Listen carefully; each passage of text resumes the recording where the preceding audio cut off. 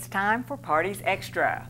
I'm Helen Ford Wallace, and with me today are Catherine Armitage, co-chairman of Literary Voices, and Kim Terry, director of marketing and communications of the Metropolitan Library System. Welcome, you all. Thanks for having us. Well, you all are here to share with us information about the Literary Voices dinner coming up soon. So tell us when it is, where it is, and what's going to go on. The dinner is going to be Tuesday, April 14th at 7 o'clock at the Oklahoma City Golf and Country Club. And we would love to see as many of your viewers there as possible. Oh my gosh. It's always a great event. It's kind of like going to a book club. And this year we're fortunate to have an amazingly witty humorist, PJ O'Rourke, joining us. And he is very well known, and he's written, what, 24 books or something? 24, and I think Kim can recite them all if you want to give her a pop quiz. Well, I think the one you brought is kind of Holidays in Heck. I think that's, you can't beat that title. Yep, and I want to put in a big thank you to our sponsor, Playaway. If any of your viewers have not yet checked out the Playaway form of media, it's great. I'm a stay-at-home mom with 2 kids, and I'm in the car a lot, and it's a great way to listen to all kinds of books, PJ O'Rourke's as well as others, and the library is a great supporter of that. So you have dinner at this event? Yep, the Country Club does a great dinner. Food and decorations. You have great decorations. We have absolute. Cindy Hazelwood and Tina Beal are on it for the decorations committee, and anybody who knows them knows that they're going to do a great job. So it's always fun to go to the event because they don't divulge what the theme is or how the decorations are going to turn out. They kind of go along with the book. Yes. I remember one they had magnifying glasses, and it was a mystery or something. Yes, Sue Grafton. That was one with Sue Grafton. That was a cool, those decorations were very cool. And thank you for saying that. You did not know, but I was on the decorations committee that year. I just thought those were really neat. So this is going to be real fun. So viewers, remember that. And call the library today. Buy your ticket. Well, and it's interesting, too, not to jump in, but Literary Voices, we have different genres of authors every year. PJ's political satires. We had Khalid Hosseini last year. We had Mary Higgins Clark, David McCall. It's just a lot of different genres, so it's interesting. And my first time, I think we talked a little bit on the phone with Ann Patchett, and so I felt so fortunate. Right when we moved here, someone was kind enough to invite us to this event, and I have been passionate about it ever since because it's just a fun evening with friends. It's not a late evening. And what it does to support the library, and I won't take Kim's thunder, but is really important because I know we're all blessed, but the library really is a level of the playing field in terms of reaching out and educating, and it's a place where everyone is welcome. So, well, to go back to what you said about moving here, I was actually I've told it several times.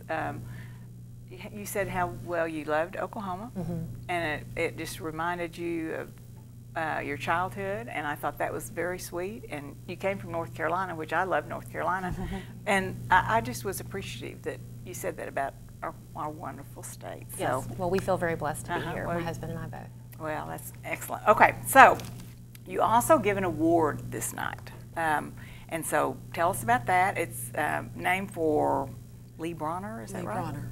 Lee Bronner was an executive director. He was 3 executive directors ago, and he was a huge library supporter. He was here for years as the executive director, and they decided to once he had retired, they decided to name an award after him. And they always give the award to somebody who exemplifies passionate library service. Okay, so who is it this year? You want to? Are we allowed to say? I don't know. Is it a secret? I think we can say. Last year it was Rita Gunter-Dearman, and this year? This year it's Donna Morris, who was our executive director who just retired December 1st of last year. After how many years? She had been with the library system for 45 years. My word. But she joined when she was 2. Yes. So she started out as a page and kind of worked her way up. She'd been the executive director for 14 years. So that is amazing. It is. That's just so. And who set up the award? Lee Bronner, I guess. Lee Bronner. After when they first started Literary Voices, we're going on 13th year. That's when they decided, let's set this award up and kind of honor him. Of course, he was the first award recipient, and it was just named after him from then on. the dinner itself benefits what? It benefits the Library Endowment Trust, and the Library Endowment Trust is our foundation arm. So whenever people say, oh, I want to give to the library, I want to donate money, they give it to the Library Endowment Trust. Right. And the trust helps the library support additional programs and funding of, they've paid for some public art that we've had at some of the libraries. They help, they're a huge supporter and help in giving monies to our different reading programs that we have. I think I was looking at the last 3 years, they've given us the monies that people have donated to the Endowment Trust. They've given us over $50,000 just to help summer reading program and different reading programs. And how wonderful that is. Oh, yeah. I mean, summer reading, we get 20,000, 25,000, 30,000 people sign up for summer reading every year. The library's fabulous. So, yes. And I think, well, this is just such a good thing to do for Oklahoma City. So, okay, so sponsors, volunteers, and you have a co-chairman. Who's that? I'm actually the co-chair this year. Cindy Shelby is the chair, and she is actually at the Women in Media luncheon. So, yes. But I'm happy to step in, and we have worked together beautifully. The chair and co-chair always work together great. And next year I will be the chair. So if your viewers cannot make it this year, certainly next year. And how do they get tickets, you all? They can go out to the website, which is www.metrolibrary.org/literary voices.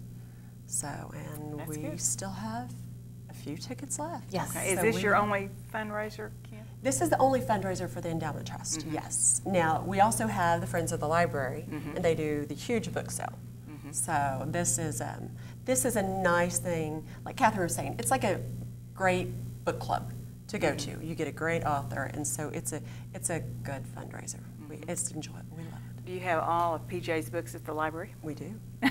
Well, maybe not all of them. I bet they do. We have most of it. But they will be for sale at the dinner. Yes, and absolutely. Will he be signing? He will. He will. So that's always nice. Full Circle also is a great supporter, and believe in supporting local businesses.